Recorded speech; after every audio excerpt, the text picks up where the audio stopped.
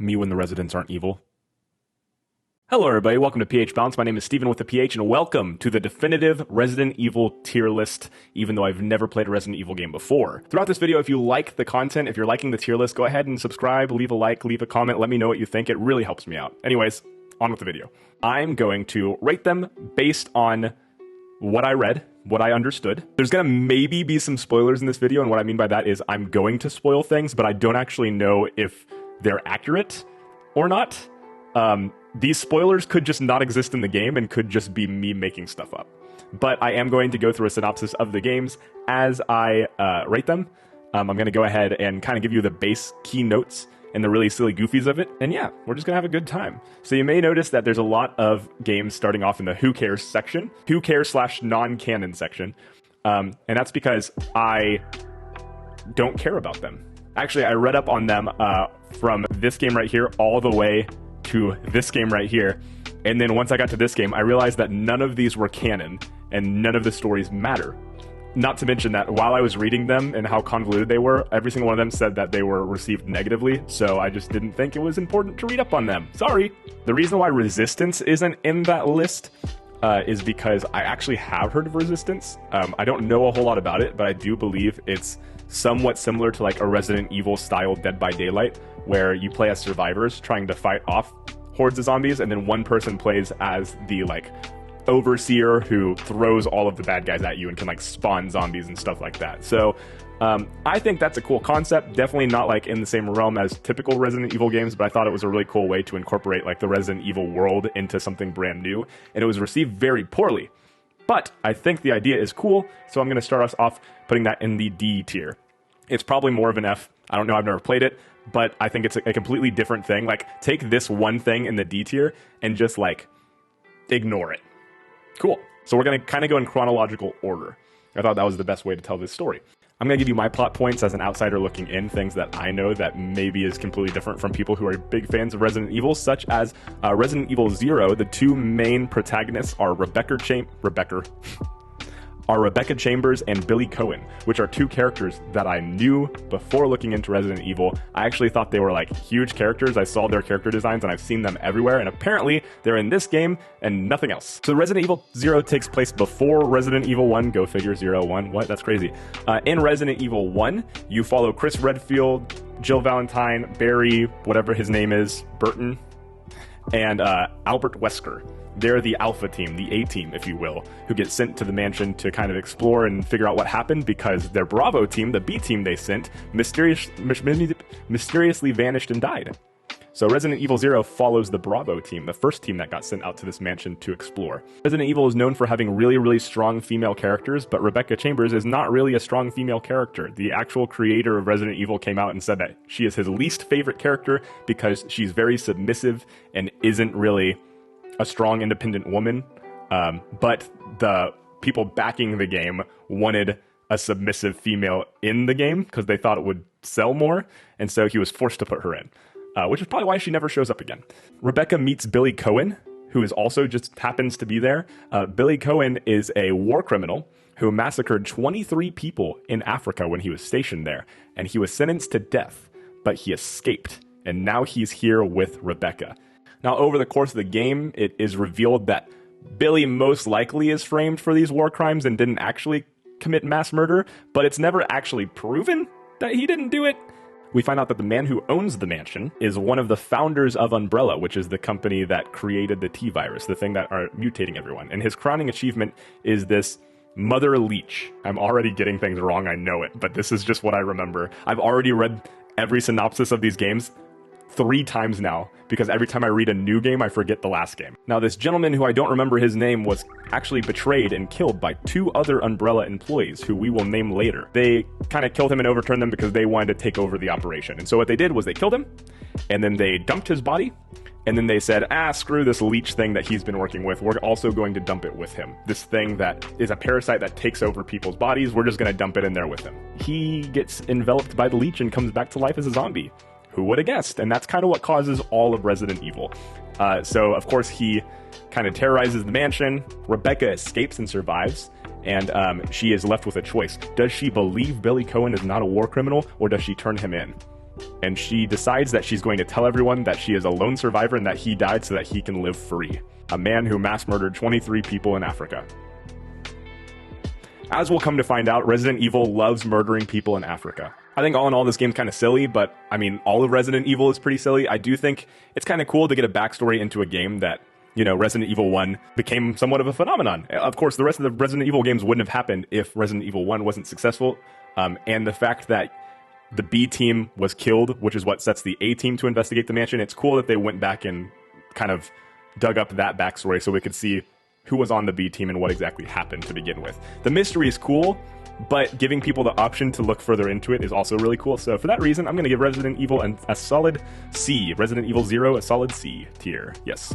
Now, Resident Evil 1, as we mentioned, it follows 4 people, 2 of them playable characters. We have Jill Valentine and Chris Redfield. The 2 non-playable characters who are also part of the squad are Albert Wesker and Barry Burton. Now, one really cool thing about Resident Evil 1, all the way back in the 90s when it was made, is that it follows Jill and Chris. You can choose which one of them you want to play as, and whichever one you choose, the story does change. It's 2 different storylines, which is really awesome. Unfortunately, I believe Chris Redfield's storyline is the canon version of what happens. I don't know if Jill's is canon, but Jill's is the only one I could read up on. So I have no idea what Chris does during this time. We're gonna follow what Jill does.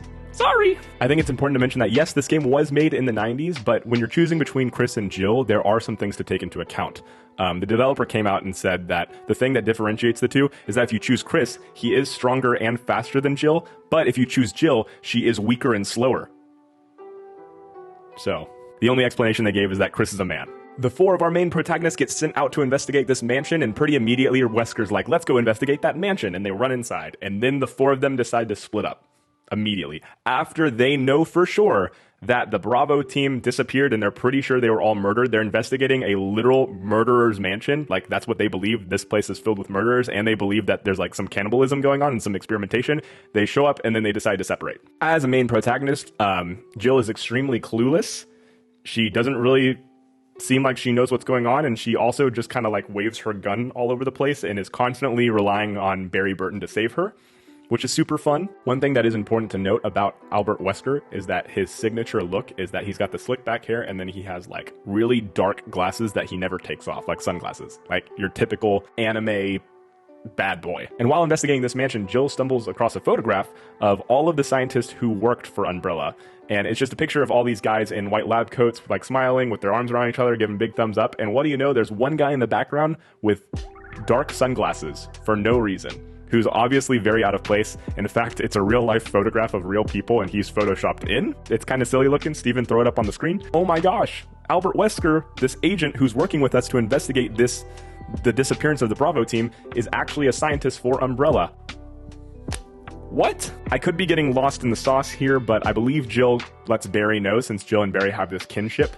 And Barry's like, what? Oh my god, that's terrible. You know what? Let's investigate. You go in here in this room that has terrible, scary monsters, and I'll meet you on the other side. And she goes in, and she gets locked inside. She literally can't get out. The door locks behind her. And she goes through it. There's some terrible monster, hideous beasts, including a little girl who's turned into a terrible, hideous monster beast who literally just wants to find her mom. That's like her whole purpose, is just like looking for her mom. And then Jill meets up with Barry, and Barry's like, Jill, oh my god, you're alive. That's crazy. And then he pulls out a gun on her, like immediately. And in the one moment of Jill's badassery shining through, she immediately takes the gun from him and is like, you better start talking, Barry. And he's like, I'm sorry, Wesker told me to do it. He's crazy. And then the little girl monster thing shows up. And literally in the span of 5 seconds, Barry's like, give me the gun, I'll help you. And you have a choice. Do you give him the gun or do you not give him the gun? If you don't give him the gun, then two things. One, Barry's probably going to die. Barry's probably going to get murdered by this girl. And 2, now you're doing the entire fight on your own. If you give Barry the gun, he helps you with the fight, and then y'all never talk about the betrayal again. Like, legitimately. Like, after that battle, Barry's like, you go on ahead, and she's like, okay. And she doesn't question it. It's just like, we moved past the fact that he pulled a gun on her and set her up to be murdered by this girl. Anyways, the battle ends abruptly once it's discovered that her mom's casket is in the middle of the battlefield. So you open up the casket and she finds her mom's dead corpse and she picks up in her arms and then she kills herself, essentially. I think, more or less. I don't really remember. That's as much as I'm going to go into that backstory, because I promised myself I wasn't going to talk about it because it's very convoluted. We come across Wesker and we try to stop him. He releases some terrible abomination creatures who are going to murder everyone. And of course, they turn on him, they attack him, and they knock him unconscious. Jill tries to escape the monster. I don't really fully remember if she kills him or not. I'm going to assume she does, but she tries to escape, and then wouldn't you know it, Wesker's gone. What happened to Wesker? I'll never tell. I think it's important to say that during all of this time, Chris is literally imprisoned in a room because I think Wesker trapped him in there. And he's just like, Jill, get me out of here. Anyways, now the laboratory is self-destructing. They only have a limited amount of time to get out of there and save themselves before they die. And you have a choice. You can go and save Chris, or you can just leave. But you save Chris, and then Jill, Barry, and Chris all escape. Woohoo! Now, something you'll notice as we move through the tier list is that a lot of the games have been remade. So I originally was going to put them in the who cares category, but I do want to pay homage to them. I just am a personal believer of unless the remake is god-awful, you should always play the remake over the original. I just think it's more enjoyable, and you'll have a better time that way, because sometimes, you know, if you really, really like a specific old video game, you can go back and play it forever and it'll never get boring. But if you've never played a game before and you try and go back and play the original, it can be really tedious and hard to get into. So my personal philosophy, I'm just going to rate all of the remakes higher than the originals, just because the Resident Evil remakes are actually all really well done. One more important thing to note about Resident Evil 1, and something that I actually think is really, really clever and cool, is that when the game first came out, and even in the remake, if you play the remake, they wanted you to have the sensation of like fear and anxiety. So every time you move into a different room, the camera angle changes, and so do your controls. So if something's chasing you and you're running away, when you move into a new room, your controls are all different based on the camera angle, which adds to like the fear and anxiety when you're trying to run away, when you're trying to shoot the monsters, things like that. And of course, they steered away from that with every other rendition of Resident Evil. Resident Evil 1's the only one that does that, which I think was smart, but I do think that that makes Resident Evil 1 a really, really cool game. You know what? I was going to give Resident Evil 1 a C tier, but I'm actually a huge fan of that mechanic, so I actually think I'm going to give Resident Evil 1 a B tier. I'm going to give the original a C, I'm going to give the remake a B. One other thing that's important for me to note before I move on, because you will get a sense of this as we go through the tier list. They said when they created Resident Evil, they wanted a protagonist that was just a no-nonsense, badass dude, which is what Chris is. But I just think Chris as a character is kind of lame. I think he's a little two-dimensional and doesn't really have a lot to him. Yes, he's like buff, but like that's not really a character trait, at least not anymore. I guess it kind of used to be. But when you have new games coming out like The Last of Us, like you compare Joel to Chris Redfield, and I would take Joel any day of the week. He's just so much cooler. Resident Evil 2 introduces some interesting characters. We got Leon S. Kennedy, who is the man himself. We have Claire Redfield, who is the lady herself. And we have Ada Wong, who is the goat of all goats. I think Resident Evil 2 takes place a little bit after Resident Evil 1, like maybe a few months have passed. Not a whole lot of time, but I know that the mansion in Resident Evil 1 is a very secluded place where the T-Virus is. In Resident Evil 2, it spreads to Raccoon City, or it starts spreading to Raccoon City. And so I think a little bit of time has passed in order for that to happen. I don't think it's like simultaneous at all. Leon shows up to an abandoned gas station, which is overrun by zombies, and he's immediately just kind of like, what's going on?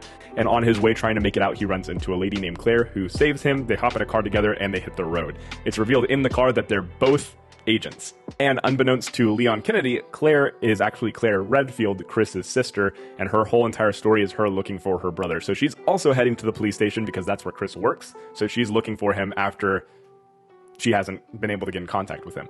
Leon makes his way into the police station and immediately meets a man named Marvin, who was attacked and is infected, slowly turning into a zombie.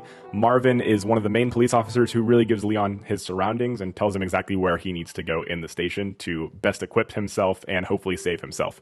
The one piece of advice that Marvin gives Leon is not to hesitate if he comes across one of the zombies, even if they're wearing a uniform, which kind of hints at the fact that Marvin was attacked by one of his colleagues in a uniform, which is really unfortunate. I think it's also important to note that just like in Resident Evil 1, Resident Evil 2 also has two storylines. We have Leon's storyline and Claire's. They both take place at the same time in the same police station, but they only run into each other a few times, and they're two completely different storylines.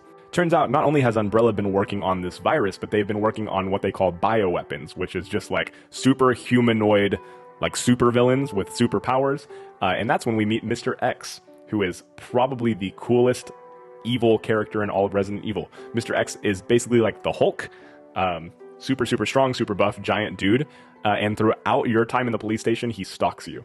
And what I mean by he stalks you is I mean he literally walks around the police station, and no matter where you are, he's always moving towards you. So you move faster than he does, so you can really make some ground, but you never know exactly where he is. You can just hear his footsteps like... and based on that, you can know if he's close or if he's far away. There are times when you'll open a door and he'll be right there, and if he sees you, he actually goes quicker. But he never runs or anything like that. He just walks. If he sees you, he walks faster, which actually makes him more scary than if he ran at you, because nothing is more terrifying than this giant dude just like... Eventually, Leon makes his way into a parking lot, gets in a car, and crashes it into Mr. X, which stops him. We eventually make our way into the sewers with Ada Wong, who is also doing her own kind of investigation, lets Leon know that she's FBI, but won't really tell Leon what's going on. Leon kind of pesters her and eventually ends up following her, trying to get information, and I think she kind of builds somewhat of a kinship with him, even though she's trying to be as cryptic as possible. Oh yeah, by the way, Marvin eventually turns into a zombie and Leon has to kill him. Foreshadowing? Crazy! Eventually, Ada and Leon make their way towards Umbrella's secret laboratory, and they come across a doctor named Annette Birkin, who is actually the person that Ada is after. Annette immediately pulls a gun and shoots at Ada. Leon jumps in the way to try and save her and gets shot, and then Ada is forced to kind of, you know, tend to him and then take it from there. So then you get to play as Ada, which is super cool. Eventually, Ada makes her way to Annette. Annette, once again, shoots her, I believe, injures her somehow, and then Annette is gone once again. Now, Leon comes back. He comes to after being unconscious for a while, and then he finds Ada and saves her, so now they're even. They make their way to the laboratory. A lot of things happen. I'm not really going to get into it. Eventually, you just kind of figure out that Annette is the scientist behind everything, and then she unleashes this giant evil monster with like an evil claw and like an eye in his back, who she fondly refers to as William. After fighting William several times throughout the last half of the game, it is later revealed that William is actually Annette's husband, who is also a doctor working for Umbrella. Flashback to Resident Evil 0, remember when I said that 2 doctors betrayed the original man who created the T-Virus and the like Queen Slug and all those things? Yes, the Queen Leech, whatever you want to call it. Those 2 doctors were William Birkin and Albert Wesker. The villains from 1 and 2? What? That's crazy.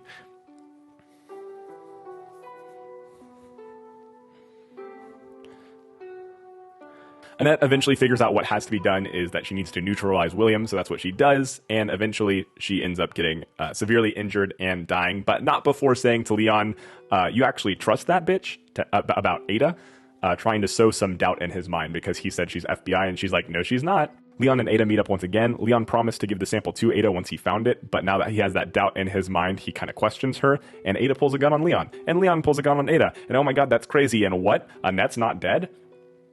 Okay. Annette sets off some sort of self-destruct sequence before actually dying, and once everything starts crumbling in on itself, Leon is forced to put his grudge aside to try and save Ada because he does have fond feelings for her, but inevitably, Ada ends up falling to her demise, and Leon is left alone. Now it's Leon's job to escape, but what? William's not dead? People coming back to life? Like what? Eventually, Leon finds out there's some sort of like train or something inside the laboratory and figures out that he needs to get on there and escape. And wouldn't you know it, Mr. X is not dead, and he comes back to life, and he starts attacking Leon. None of Leon's weapons are working on him, but out of nowhere, a rocket launcher falls between his feet, and he's like, what? And then you hear a woman's voice say, now we're even, or some shit like that, I don't know. She's so much cooler than me. It turns out that Ada's not dead. She came back to life. With the rocket launcher, Leon shoots it into Mr. X, finally killing him, makes his way onto the train where he meets Claire, who's also on the train. They're very excited to see each other, and then there's also a little girl named Sherry that's with Claire. Now, I do think it's important to touch on some important bits of Claire's story before we move on because they will come up later. Claire is looking for Chris. Claire's storyline is relatively the same as Leon's until she comes across a little girl in the parking garage named Sherry. She obviously has this instinct to protect Sherry when all of a sudden this man named Brian,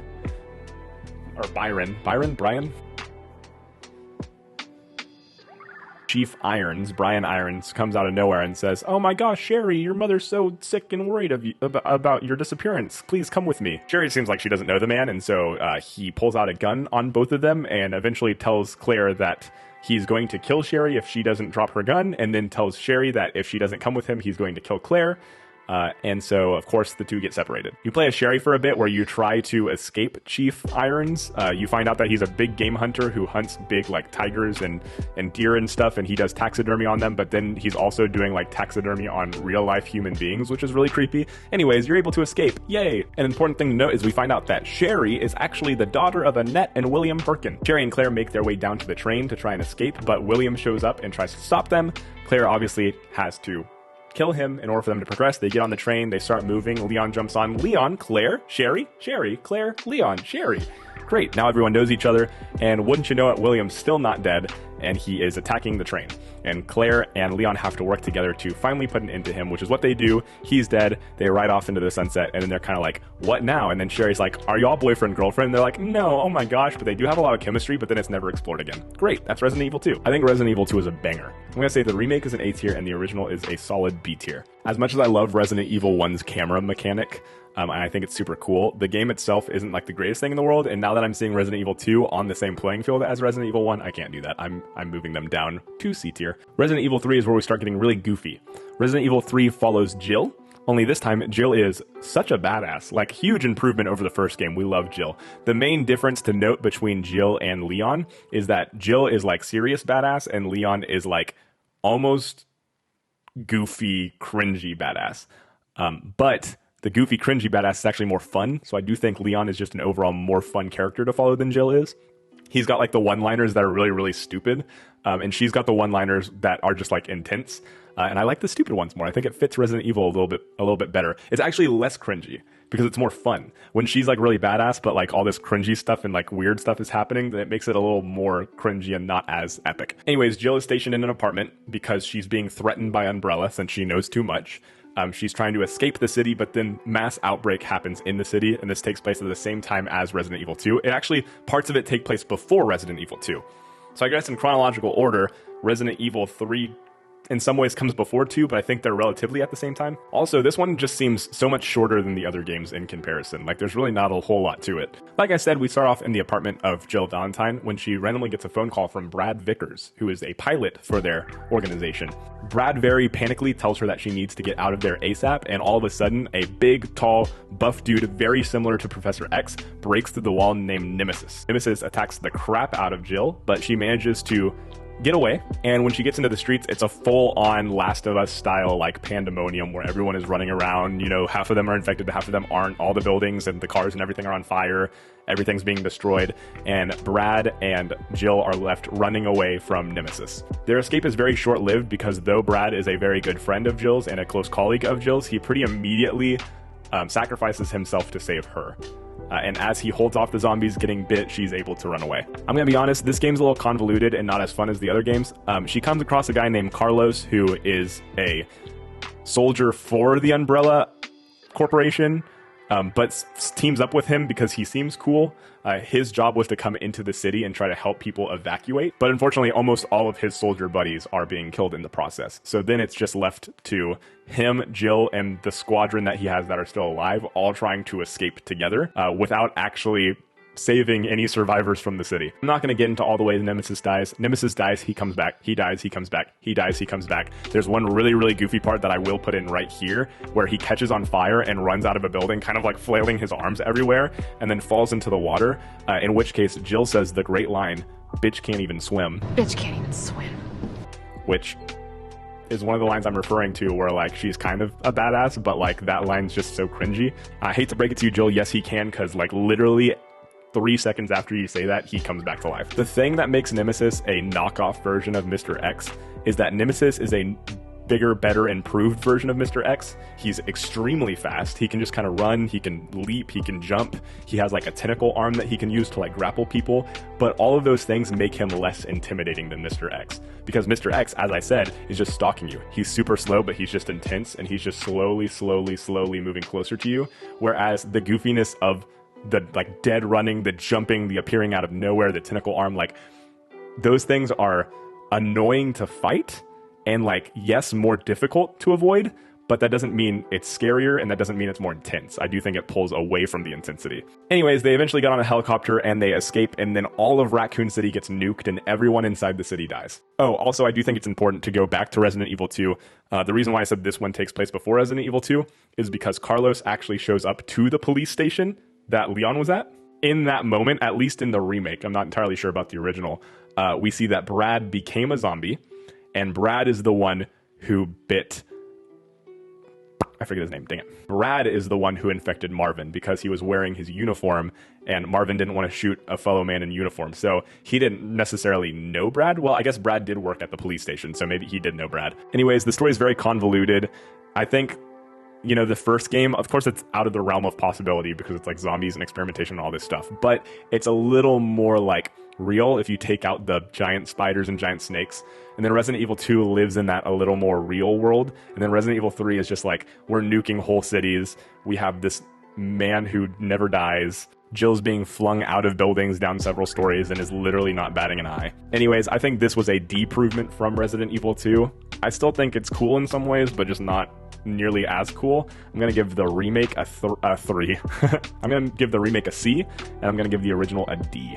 Once again, I'm going to remind you that if you like the content, if you're liking the tier list so far, don't forget to like the video, subscribe, comment, let me know what you think. I know I'm butchering a lot of these story points and I'm getting a lot of these things wrong. I've probably called characters wrong names throughout this video, so please, patience with me. I've never played the games before. That's the whole point of this tier list. I also think it's important to note that it's been over an hour and I've just finished talking about Resident Evil 3. Code Veronica. I think it's also important to note that I was only going to talk about the numbered Resident Evil games, so I'm already venturing out of the realm of what I was originally planning on doing today. I just got so lost in the sauce, you know? The story's just so great and cool, dude.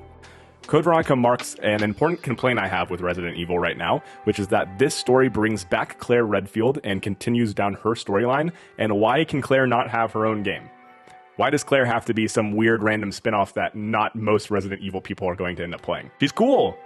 Give her a numbered titled game, dude. We follow Claire, who is now in Paris looking for Chris, because in Resident Evil 2, Claire found a letter in the police station that said he was in Europe, and apparently Europe is just Paris. So that's how we wound up here. While Claire is looking for Chris, she immediately gets kidnapped, but then gets released by her kidnapper. She teams up with a man named Steve, who also happened to be kidnapped.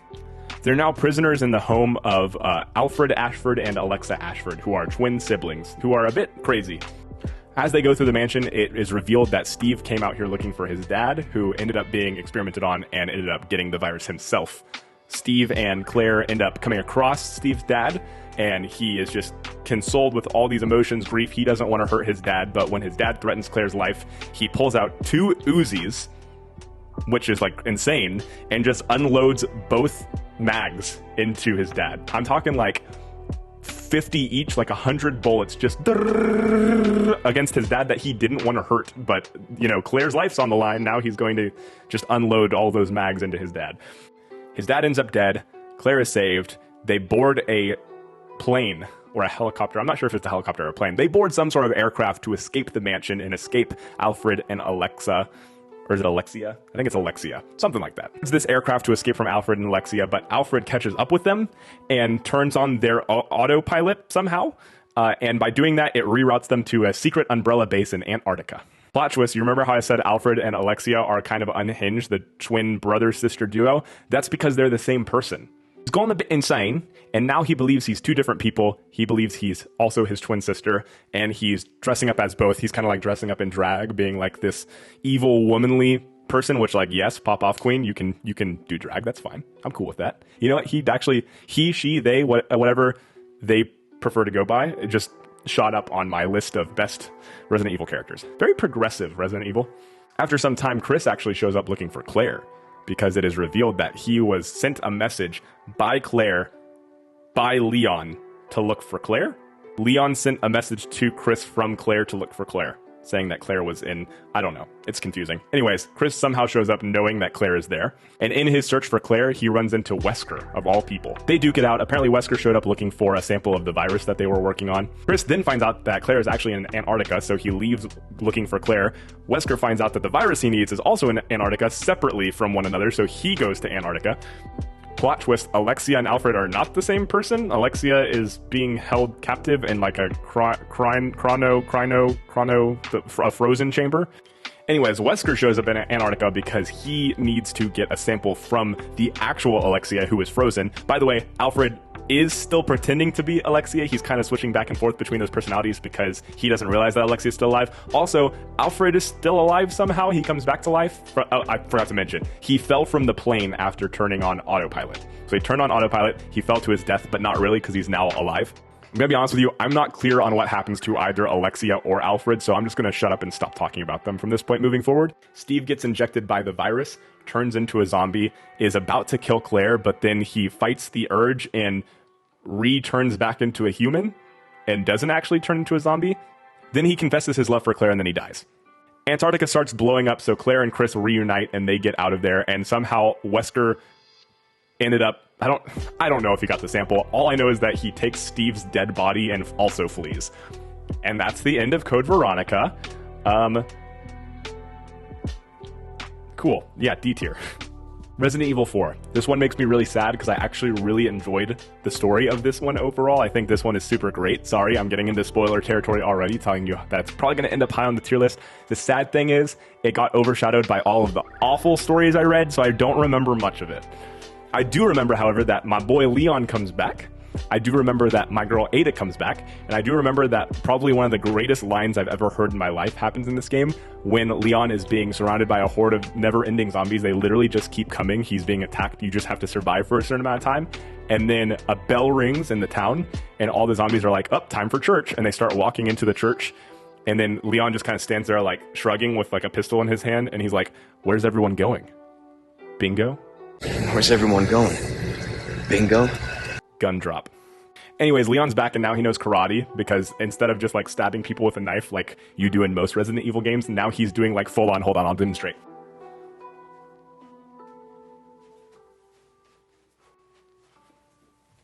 He's got like that move going. This game takes place in Spain.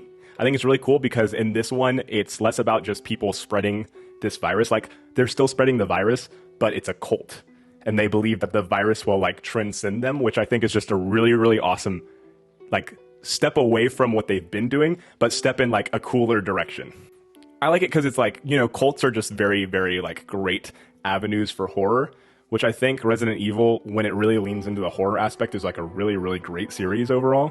And again, it's really goofy and over the top, but it's not like goofy with like, you know, Nemesis goofy. It's like weird to say it's realistic, but it's more realistic for it to be like a cult following where they're doing like rituals and like all this stuff. Plus there's in the third game, really the only enemy is Nemesis. In this game, there's so many bosses. There's so many cool, interesting characters throughout. I think the overarching story is kind of dumb. Leon is in Spain because the president's daughter was kidnapped and he's there to save her. I think that's kind of stupid. Also, the president's daughter is like super worthless. She can't do anything. She just accompanies Leon and just kind of runs around and then gets kidnapped and goes, ah, Leon, help me, ah! Anyways, this is where my knowledge kind of leaves me. So super cool boss battle, super cool things. There's like this priest with a staff who like can control people. Like anyone who's infected, he has total control over, which is super cool. Eventually, Ashley gets infected. She gets taken control of by him. She gets cured. Leon gets infected. He kind of gets taken control over by him, which is super cool. Then he gets cured. And then just like Resident Evil 0, we meet another Resident Evil character who I've heard of and seen a million times, Jack Krauser, who apparently is only in this game and nothing else. Why do I know all the characters who just pop up once and really aren't that important in the grand scheme of things? I think it's a little out of left field because Jack Krauser ends up being like a main villain that fights Leon throughout this story and is helping the cult like kidnap people. And it's revealed that Jack is like the person who trained Leon, but is never really seen or mentioned any time before he shows up in this game. But they introduce him and mention him as if you should know who he is. Anyways, regardless of the weird story plots with him, he's actually a really cool character, and the boss fight between him and Leon is super cool. He kind of like gives himself the injections and like mutates himself so that he can be quicker, stronger, and more agile than Leon. So it's a really cool fight to witness. At the end of the game, the cult guy kind of transforms into this big, hideous beast. Ada and Leon work together to kill him, and then once again, Ada throws a rocket launcher to Leon, which he uses to finally defeat him. I can't remember if it's a similar ending to the second game. I don't fully remember if Leon and Ada know that each other are okay, or if it's another one of those like cliffhangers, oh, Ada's dead, oh my gosh, but then she ends up not being dead. Post-credit scene, Ada is on her way with a sample of the virus to sell to Wesker, which is crazy, because as you know, Wesker's like the big baddie, but once she finds out that he wants to use it for evil, she hangs up the phone and she destroys it. Ada's so cool, dude. I think people are going to be mad, but hang on, just hang in there for me. Resident Evil 4, I'm not giving an S tier, but I do think it may be the best Resident Evil game. I'm just going to say it. I think it might be the greatest story overall, and I think Leon is the best character overall, but there's a reason I'm just going to give it an A, though I do want to specify that I do think it's a better game than Resident Evil 2. I think Resi 2 is great. I think Resident Evil 4 is just like, it really encapsulates what Resident Evil should be. This one is the original. I would give that a B. I'd give the remake an A, but the remake's not on this list because I think it just came out not long ago, so we're just going to put this one for A for both of them. All right, Resident Evil Revelations. Again, hearkening back to Resident Evil Code Veronica and my issues with that game, Resident Evil Revelations revolves around Jill Valentine. Why can't Jill have her own game? Resident Evil 3 may not have been a great overall story, but Jill Valentine seemed like she greatly improved from the first game, and I don't think she's the reason the third one wasn't great. I think that just the overall story kind of sucked. So why can't we have Jill be a main character? I love Leon. Chris is there. Why can't we have some strong females lead the Resident Evil franchise? Jill is investigating a ship with her partner, Parker. Who is Parker? I don't know. Seems like Chris Redfield recently went missing, and now Jill and Parker have to find Chris and Chris's partner, Jessica, who also went missing. Who's Jessica?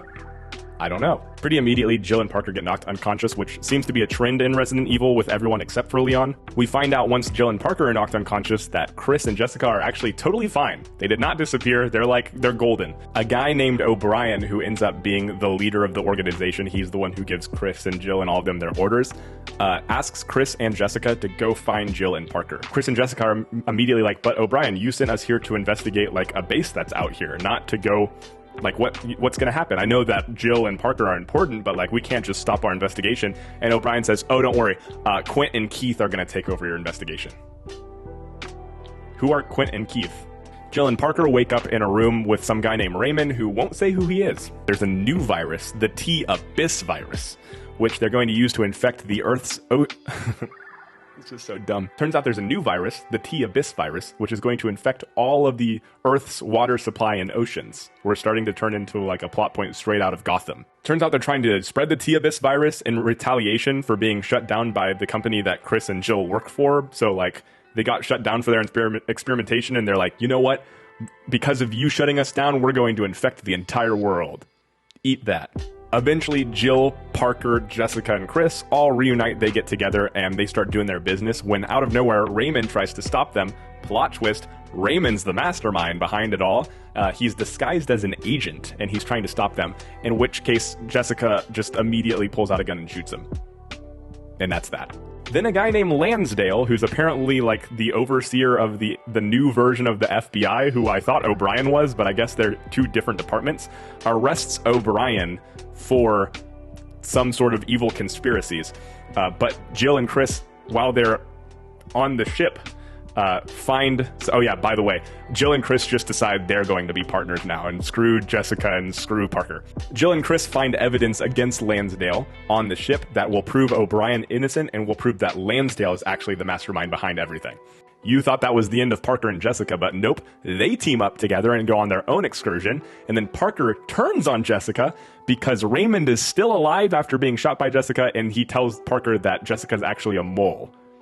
Which, I'm not saying Raymond's wrong, but you're gonna believe the guy who just revealed he's the mastermind of everything? Anyways, Raymond dies, Jessica dies, Parker dies. Chris and Jill are able to turn in the video evidence they found proving that Lansdale was behind everything, and Lansdale gets arrested instead of O'Brien, since O'Brien was proven innocent, and he gets released. O'Brien then reveals to Chris and Jill that he staged this whole thing because he knew there was evidence here that would prove Lansdale was a criminal, and so he just put all of them in harm's way just to get Lansdale arrested. In other words, Raymond, Jessica, and Parker didn't have to die, but they all did because O'Brien wasn't honest with what the actual investigation was about. He sent Jill and Parker looking for Chris and Jessica, knowing that Chris and Jessica were not in danger, and then put them in danger, and then in turn put Chris and Jessica in danger. Jill and Chris are just kind of like, yeah, makes sense. Good job, O'Brien. We're happy to help. Anyways, turns out Parker's not dead. Turns out that Raymond faked his own death and then saved Parker. Some time passes, Raymond meets up with Jessica, of all people, in a coffee shop, because Jessica is also not dead. This really is turning into Batman. What? They're two people who faked their own death meeting up at a cafe and just kind of like smiling at each other from a distance, like, except not. They're not there to just like kind of acknowledge each other and be like, yep, we faked our own death. They're there to meet up with one another. It turns out that Raymond meets up with Jessica and gives her a sample of the T-Abyss virus that he was able to take. So Jessica shot Raymond. Raymond told Parker that Jessica was evil. Parker turned on Jessica, and now Jessica and Raymond are at a coffee shop together, working together. And then Jessica says, "Why did you save Parker?" And in which case Raymond says, "Oh, I have my reasons." That's the end of the game, and not a single one of those three characters ever appears again in Resident Evil. At least from what I know. I could be totally wrong. This is D. This is a D tier. You're probably shocked as to why none of these are F tiers. In case you haven't seen one of my other tier lists, I only give one S tier and one F tier. I promise they're coming. Hold on. Resident Evil 5 sees Chris in the driver's seat. He is the main character, except this time it's a 2-player game? It's a 2-person shooter. Okay, very cool. So, who might be the second playable character, you ask? Probably Jill, right? Because now Chris and Jill are partners. Nope, it's Chris's new partner, Shiva Alamora. Who is Shiva? This game's very problematic because remember all the way back in Resi 0 when we first started where I said that Billy Cohen murdered 23 people in Africa when he was stationed there, and I said Resident Evil never shies away from killing people in Africa. Well, this game takes place in Africa, and let me tell you what, Chris kills a lot of people in Africa. Not a great look for Resident Evil to have just a bunch of white police officers killing a bunch of African people. As Chris and Shiva are doing their sort of investigations, whatever it may be this time around, I have no idea, Shiva shows Chris a photograph, and in the photograph, he notices someone he recognizes.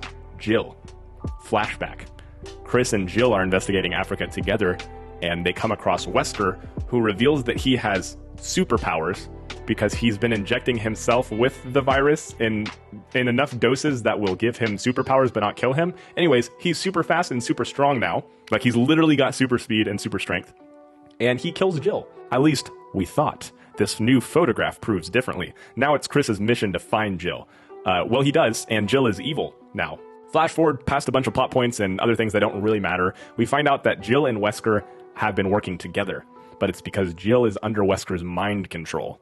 Eventually, she re-teams up with Chris and fights the mind control urge and is able to reveal to them that Wesker can only use small doses to give himself superpowers, and if you cut off the dosage he is giving himself, or if you give him the cure, he will die. Well, it turns out the scene right before this is revealed, they lose the cure, so that plan is out of the window. But then it's revealed, don't worry, you can also kill him by giving him too much of the superpower. So that's what they decide to do. Chris injects Wesker with an extra dose of the superpower, which ends up not killing him. It ends up making him stronger. I can't remember if they're in like a helicopter or something, but somehow they crash into a volcano, and now they're in the middle of a volcano. And again, this is where it gets blurry. I don't know if Chris is trying to save himself, save someone else, or kill Wesker, but this is when the famous boulder scene happens, where there's a boulder that is stopping Chris's progress, and it's a 30-second long scene where about 20 of the seconds is him trying to push this boulder, but it's not budging, and then he just starts punching it. He just starts punching this boulder. He gives it 6 solid punches, and his final punch pushes the boulder into the lava, and I don't know why he did that, and I don't know why that was a plot point. And from this point forward, Chris will be known as the Boulder Puncher. I'm not joking, it will come back later. No!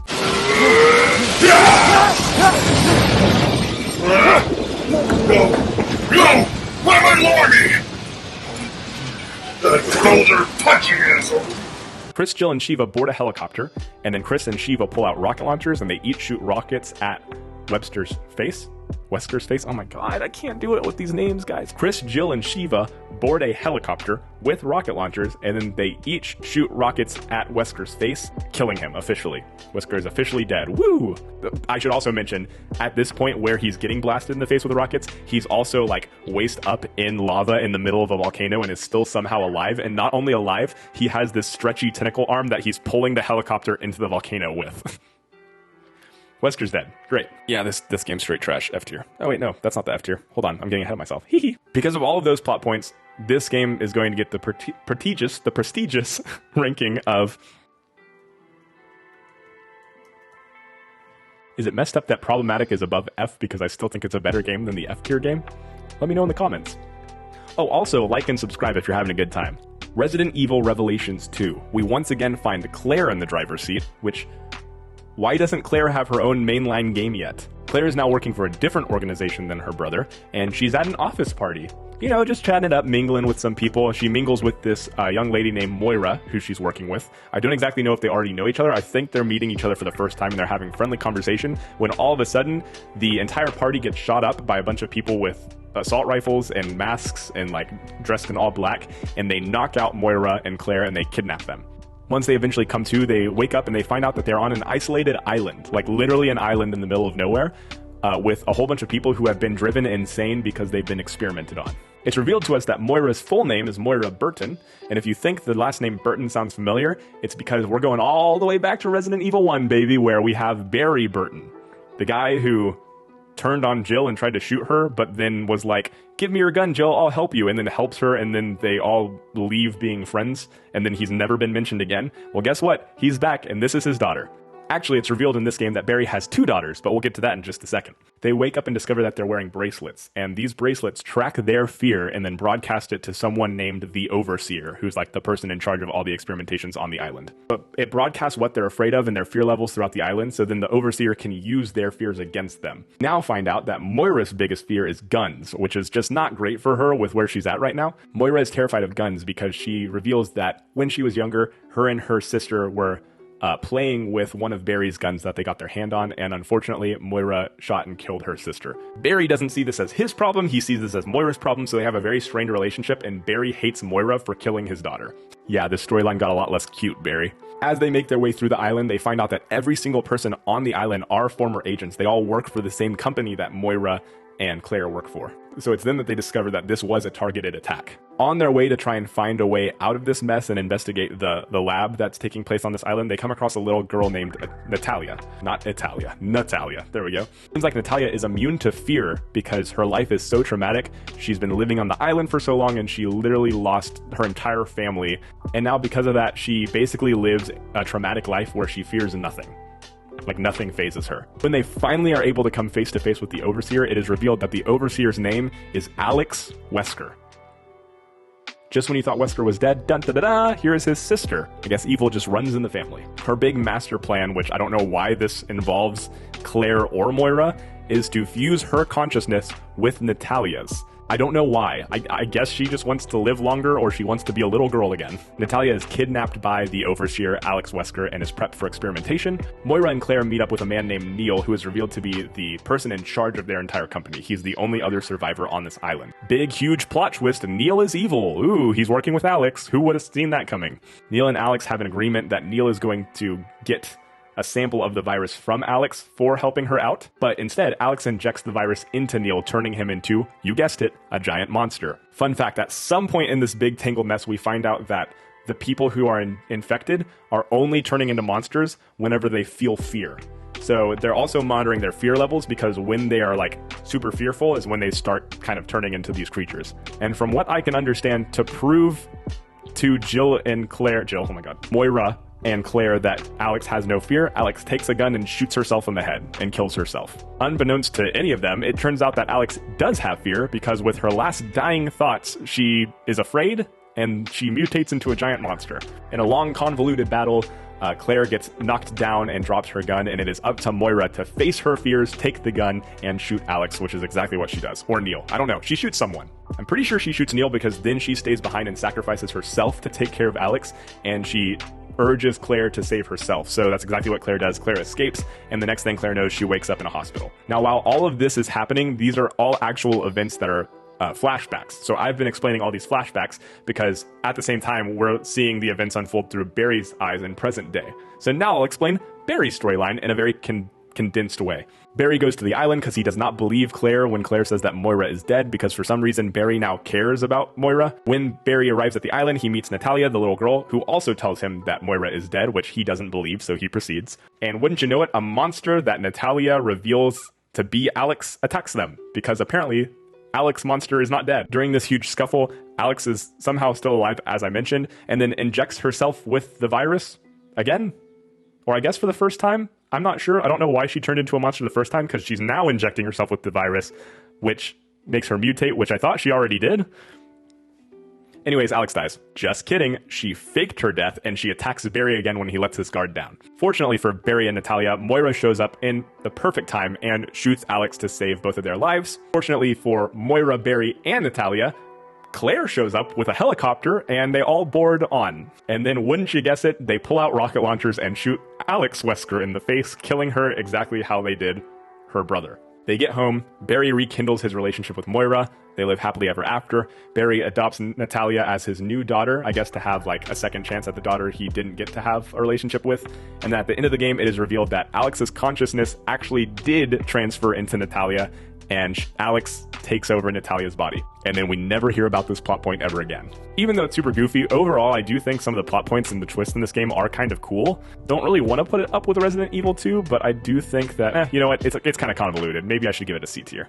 Alright, and now it's time for the clusterfuck of Resident Evil 6, the Marvel Cinematic Universe of Resident Evil games, where every character we know and love makes an appearance. This is going to be all over the place because there's a lot happening and it's all happening simultaneously, and it's flashbacks, flash forwards, it's all over the place. Forgive me, the timeline's going to be weird. I'm just going to give you the cliff notes. Chris has amnesia. Yep, Chris just doesn't really remember what happened in Africa. He just has amnesia. Leon's back. Ada's back. Just kidding, Ada's not back. Apparently it's someone pretending to be Ada. Just kidding, Ada is back, and she's hunting the person pretending to be her. I'm sorry, I'm getting super ahead of myself. Let's go back to the very beginning of the game. It is revealed that they have a cure for the virus. So they are spreading this cure to everyone to inject themselves with. The cure is a lie, the cake's a lie, the cure is not real, it turns everyone into a monster. There's a man named Jake Mueller who's been injecting himself daily, trying to survive, trying to get this cure to work, and it's actually not transforming him. It's transforming everyone else, but he's fine. Sherry is an adult now. If you don't remember Sherry, because it's been a while, Sherry is the little girl from Resident Evil 2 who Claire and Leon save, and now she's an adult and an agent who's doing her own investigation. Wow, Claire and Leon must be old as shit. Sherry and Jake meet up, and Sherry believes that Jake is the actual cure to the virus, since the virus, when he injects himself, it's not doing anything to him. So she urges for him to come with her and for them to team up so that she can use his DNA to find a cure. I should probably say that I'm not entirely sure if this is the first time they interact, but this is the first time on screen that Chris and Leon are in the same game and they meet one another. And it's pretty silly goofy because Chris's whole job is to hunt down Ada because he doesn't realize someone is pretending to be Ada. But Leon does know that someone's pretending to be Ada because Ada tells Leon that someone's pretending to be her, but then Chris finds the girl pretending to be Ada, who Leon thinks is the real Ada, and so Chris and Leon get into a fist fight with one another where they're like kicking and punching each other, and it goes on for like a solid 15, 20, 30 seconds where they're just fist fighting, and then out of nowhere they both pull out their guns on one another and they're sitting there staring each other down, and they literally do this. I'm going to recreate what I saw in this clip when I watched it. They go, Chris? Leon? They literally, like, they do a full 30-second fist fight and then pull guns on each other, and then they're like, Chris? Leon?